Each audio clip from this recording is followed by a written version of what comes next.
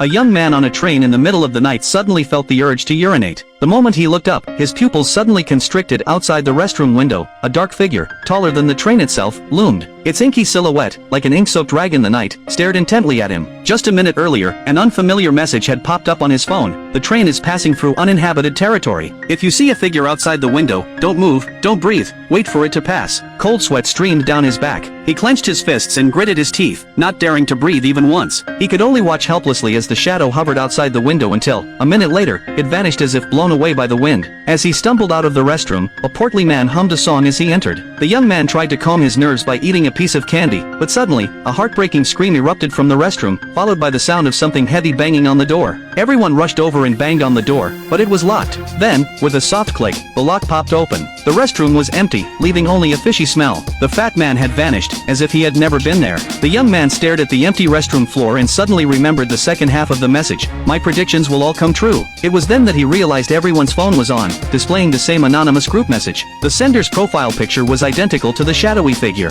He had only left 3 rules of survival. First, the train will stop in the freezing cold outskirts of the city. Cover yourself with blankets and don't expose your hands, feet, or head. It's dangerous out there. Before the train restarts at 3 a.m., you must pretend to be asleep, even if you're not sleepy. Second, to get free bread and eggs, ask the attendants in blue uniforms, not the ones in red. There are no red uniforms on this train. If you see one, close your eyes and keep silent, or you'll be on your own. Third, the restroom door will automatically lock when the train stops. If it's locked, squat inside and don't let anyone outside the window see you. No one should be in an uninhabited area. At first, some called it a prank, but soon others realized something was amiss. The people in the train came from all corners of the country, and they couldn't even remember the names of their neighbors. How had this mysterious person managed to pull everyone into the same group? Someone tried to send a message to question the situation, but found the input box wouldn't work, and they couldn't even send a single message. Just as the discussion grew louder, the train announcement suddenly blared. The next stop will be in the smog area. Train K104 is about to make an emergency stop. This statement was like a bucket of cold water poured over everyone's heads. The mysterious person's words about the train stopping were actually true. The announcement continued, 5 minutes until the stop.